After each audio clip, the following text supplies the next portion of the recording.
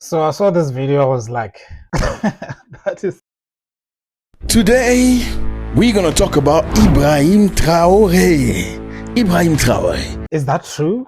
So it turns out that the big man himself from Burkina Faso has been invited by Donald Trump to come to the inauguration. And because he's somebody who is very intelligent and aware of things, he said, "Nah, I'm good." I saw that as like, wow, that is wow, interesting. Donald Trump invited Ibrahim Traoré to his inauguration, and he refused to go. Did you hear about that? Rumors say that Ibrahim Traoré rejected the request from the US government to attend to Donald Trump's inauguration session. Not 100% about that yet. Not 100% about that yet. Okay. I'm still doing my research and finding out what's happening really, give you the details. It turns out that the president of Burkina Faso, Ibrahim Traoré, was begged by Trump to come to the White House for inauguration. Or what they celebrate that at the White House? I don't know. He was like, "Nah, man, miss me with all that." So let me bring up an article here. And I was like, wow, that means this guy is so powerful that the president, Donald Trump, can invite him to this stuff. That was a lie. And I'm like, who are these people that are spreading all this stuff? You know, it's already one of the like, he's the most popular African president right now by far, mainly because he came to power through coup. Captain Ibrahim Traoré was appointed president of Burkina Faso on Wednesday.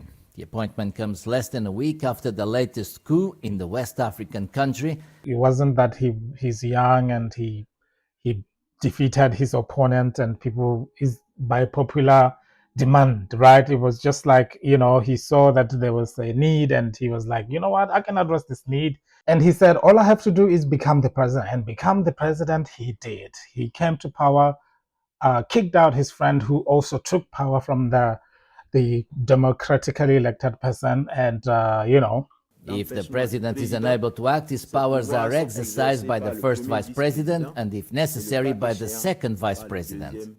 The rest is history. And now we have this African hero. Wow! Ooh, everybody should celebrate him. He's like one of the best people to be in power.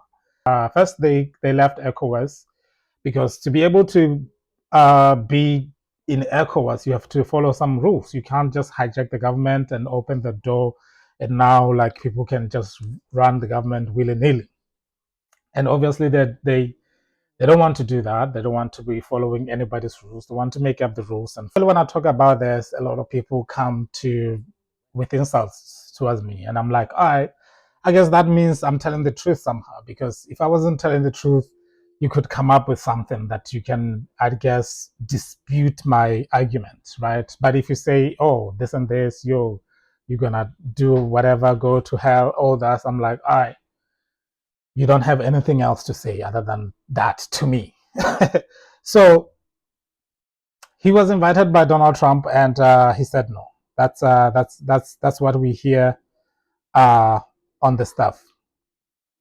But this is just a social media ruse, and I feel like it's more insulting for people who do this or who spread this misinformation than me, who is questioning his credibility, or than me questioning his stance as the president, right? So yeah,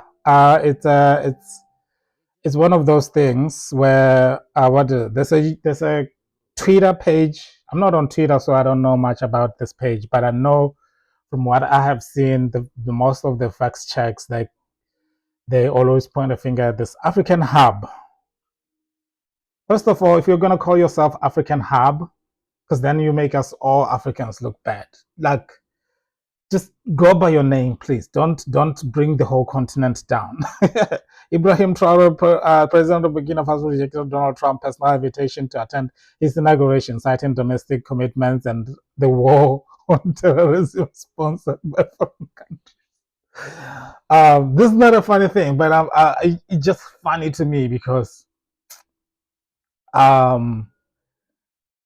that seems like a reason that other leaders of the African continent always gave, like, yo, I cannot come, I'm still dealing with terrorism.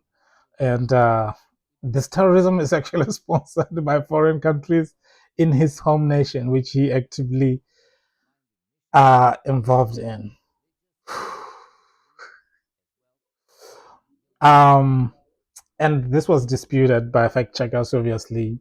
In the USA, whenever there's something like this, people would fact check it. There's always somebody who's close to the news that can tell us, like, no, this is not true. So it's not true. What are we gonna do about it? It turns out President Ibrahim Traoré was not invited after all, so he's not as big as you think, huh? That's another thing. I feel like a lot of this misinformation spreaders, they make this image of Ibrahim Traoré in their heads, and that image has to fit our like everybody else image in their head. Like, to me, Ibrahim Traoré is one of the military dictators who took over power through a military coup or through a coup. So he's not some special president. Maybe he's gonna do good things in Burkina Faso.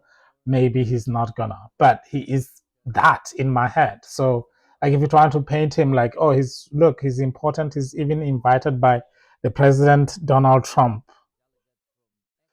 This is crazy. I'm also failing to understand what exactly is this, like a post like this on Twitter is wanting to achieve, because that's Twitter. That's where a lot of people are. Like, what are you hoping to achieve with this fake news? Are you expecting the whole world to say, oh, wow, that's a good president, finally we have somebody reasonable enough?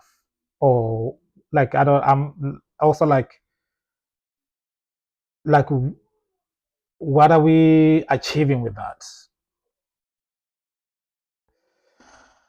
Anyway, it's just so disappointing to see that this big YouTubers who are spreading information about Africa, who are supposed to, I don't know, bring up real stories, real news from Africa to the world, are just falling for this low-hanging fruit of misinformation, and they are running with it because, I mean, it has views, it has good comments, I guess, and people tend to just love you because you just can stand up in front of the camera and lie.